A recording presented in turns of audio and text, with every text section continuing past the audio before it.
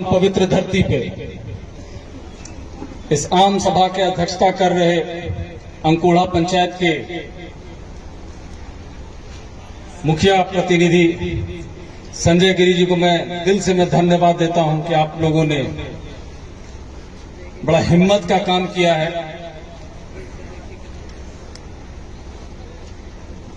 मैं उपेंद्र भाई को धन्यवाद देना चाहूंगा जो बैरिया पंचायत के मुखिया हैं, मैं इनको दिल से धन्यवाद देता हूं। चीना भाई को जो सनौरा पंचायत के मुखिया हैं, मैं इनको दिल से धन्यवाद देता हूं। उनके बगल में बैठे हैं सतेंद्र भैया है, सोरी पंचायत के पैक्स अध्यक्ष हैं, मैं इनको दिल से धन्यवाद देता हूं। विशेष तौर से मैं धन्यवाद देना चाहूंगा महुआ पंचायत के मुखिया हमारे गार्जियन ब्रिजमोहन चा को मैं विशेष तौर से धन्यवाद देना चाहूंगा क्योंकि प्रबल भैया हैं हमारे गार्जियन है और पूर्व मुखिया है, मैं उनको दिल से धन्यवाद देता हूं। अरविंद जी को मैं दिल से धन्यवाद देता हूं जो आपके बीच के इसी पंचायत के असंघर्षशील नेता हैं।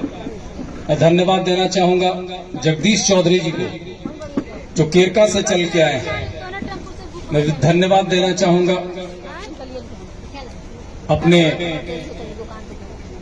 खास करके राष्ट्रीय जनता दल के प्रखंड अध्यक्ष जगन यादव जी को, मालती जी को, पूनम जी को,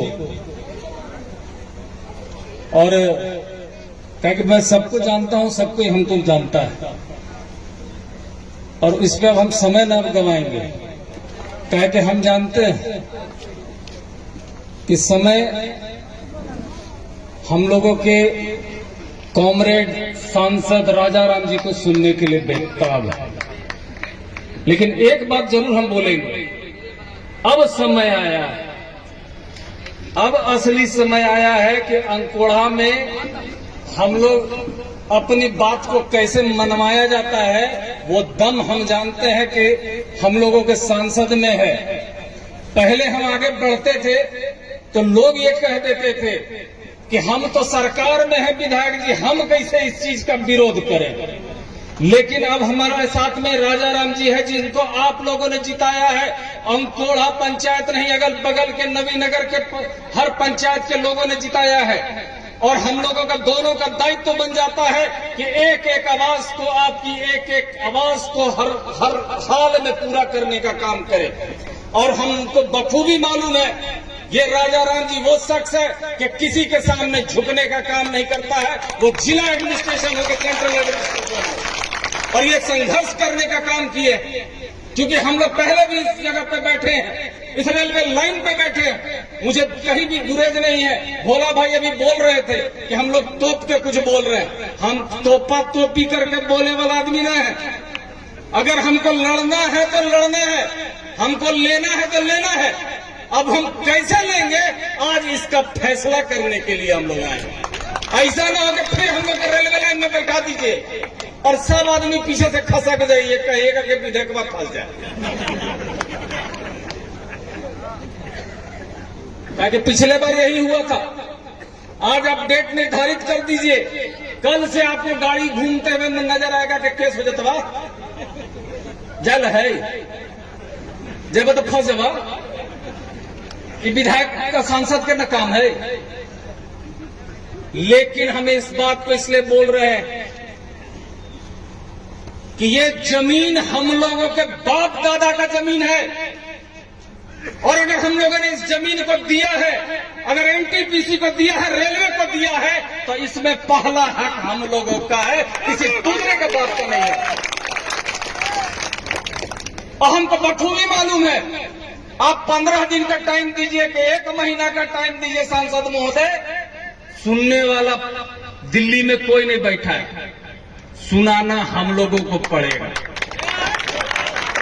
और तैयारी कीजिए, ये छोड़ दीजिए सांसद महोदय के ऊपर में कि सांसद महोदय पटना दिल्ली में बात करेंगे प्रधानमंत्री से बात करेंगे, रेल मंत्री से बात करेंगे, रेल सेक्रेटरी से बात करेंगे, डीआरएम से बात करेंगे, कि बिहार के मुख्यमंत्री से बात करेंगे। लेकिन आप लोग यहाँ आए हैं, नौजवान लोग आए हैं, हम आप लोगों से आग्रह करते हैं कि आप लोग तैयारी कीजिए। और तैयारी अगर कर दीजिएगा, इसी तरह का जन सैलाब अगर रेलवे लाइन पे बैठ जाएंगे तो ये रेलवे स्टेशन में हमने केवल देखने के लिए रख ले हैं, कबाड़ देंगे पूरा रेल लाइन।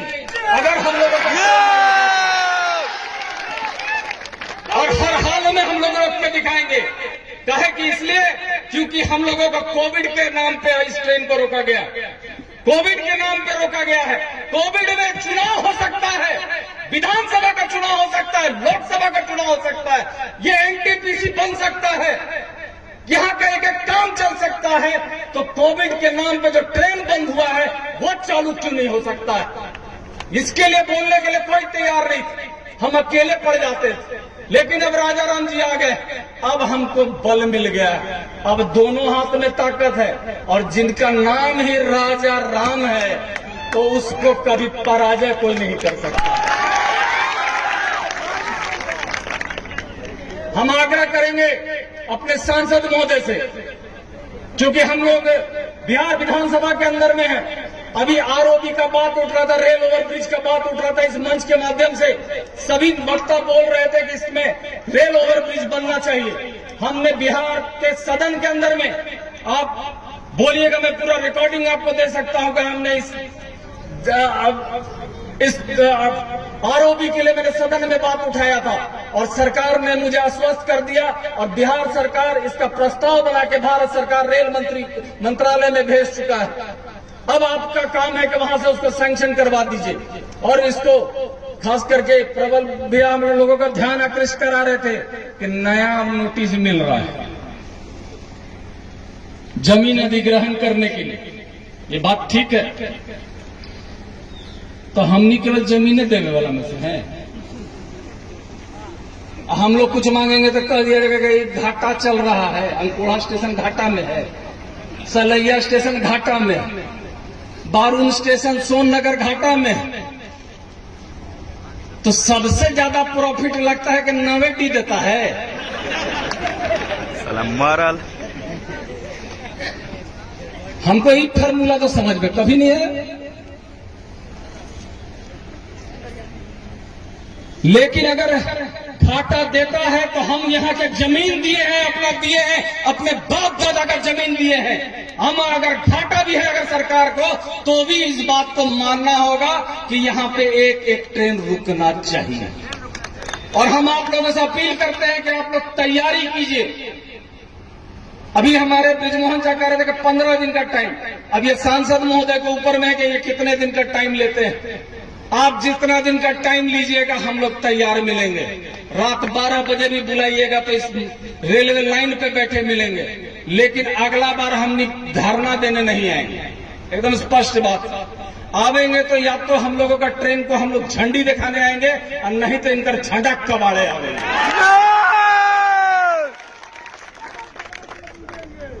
और हर हालत में करके दिखाएंगे। अभी हमारे पूर्व वक्ता लोग बोल रहे थे कि रोड के बारे में बता रहे थे, अरविंद जी बोल रहे थे। मैं आप लोगों को आश्वस्त कर देता हूं, उसका टेंडर हो चुका है। हमको लगता है कि 1 महीने 1.5 महीने के अंदर में ये टेंडर फाइनल भी हो जाएगा और इसी साल इस रोड के अंदर में जो नवीनगर से चल के बबलू लाइन होटल तक जो रोड है, ये हम लोगों आपके बीच में लाने का काम करेंगे। इस रोड का इसलिए ज्यादा महत्व बढ़ जाता है क्योंकि हम जब सदन में थे और हमारी सरकार थी, हमारे नेता तेजस्वी जी पथ निर्माण मंत्री थे, उस समय हम लोगों ने इस रोड का डिमांड रखा था। क्योंकि हम लोग जानते हैं कि 2-2 एनटीपीसी प्लांट है, सोन हम लोगों के बगल में है। आज सोन के अंदर से बालू निकलता है, ओवरलोड गाड़ियां निकलती है और हम लोग रोज दिन एक्सीडेंट देखते हैं। नवीनगर से बारून जाने के क्रम में हम लोग हरदम एक्सीडेंट देखते हैं। हम लोगों को कलेजा फट जाता है जब फोन आता है कि एक्सीडेंट हुआ है, फलाना लोग मर गए। हम लोग फिर दौड़ के जाते हैं पोस्टमार्टम कराने के लिए। लेकिन हम लोगों ने, हमारे साथ में बहुत लोगों ने, इस क्षेत्र के बहुत सारे बुद्धिजीवियों ने एक हम लोग निष्कर्ष पे निकले कि हम लोग रिवर कैनाल पे एक रोड बनाते हैं जो हम लोग पथ निर्माण से बनवाते हैं। और पथ निर्माण का जो रोड बनेगा वो पूरा का पूरा चौड़ा बनेगा और कहीं पर भी भूमि अधिग्रहण की जरूरत नहीं पड़ेगी। अगर आपके मन में इच्छा है, केवल अगर सरकार ये मन बना ले कि हम भूमि अधिग्रहण के अगर हम क्षेत्र में विकास करना चाहेंगे तब भी हो सकता है। आज रिवर कैनाल पर रोड बना है, बहुत सारा कैनाल है जिस पर भी अगर हम लोग रोड बना देते हैं तो हम लोग का आने जाने का सुविधा हो जाएगा। मैं ज्यादा कुछ नहीं बोलूंगा क्योंकि सांसद महोदय को आगे के कार्यक्रम में भी जाना है, लेकिन इतना ही मैं अंतिम में कहूंगा कि आप लोग तैयारी कीजिए। हम लोग पीठ दिखाने वाले मर्द नहीं, हम लोग लड़ेंगे तो छाती ठोक के लड़ेंगे और आज छाती ठोक के अपना हक लेने का काम करेंगे। बस इतना ही कहेंगे। यहाँ क्योंकि आवाज ये आज सारे लोग सुन रहे होंगे और खास करके एडमिनिस्ट्रेशन से लेके डीआरएम से लेके दिल्ली तक ये आवाज जाएगा। हम चेतावनी दे रहे हैं, अगर कोई ये सोचता होगा कि हम केस करके डरा देंगे तो केस से हम भी डरे वाला न है। हम 32 की तक केस ले ले और राजा राम जी बैठल है, इनका देह फाड़ दे ले पुलिस, उससे तो डरवे नहीं किए, अपना संघर्ष करते रह गए हैं। तो हम लोग डरने वाले व्यक्ति नहीं है। अब हम लोग दोनों, हम लोगों के गार्जियन है, अब हम लोग दोनों एक साथ एक मंच पे हैं। हम लोग एक साथ लड़ाई लड़ने का काम करेंगे और आपके हक को दिलाने का काम करेंगे। इन्हीं चंद शब्दों के साथ मैं अपने वाणी को विराम देता हूँ। जय हिंद, जय भारत। तो अब मैं ऐसे भी योद्धा को आप लोग के बीच आमंत्रित करना चाहता हूं जिनका पूरा जिंदगी संघर्ष में गुजर गया, पूरा जिंदगी संघर्ष में गुजर गया। और वैसे शख्सियत अंतिम क्षण में काराकाट की मर्यादा को बचाने के लिए हम लोग के बीच में उन्होंने उपलब्धि हासिल करके हम लोग के बीच उपस्थित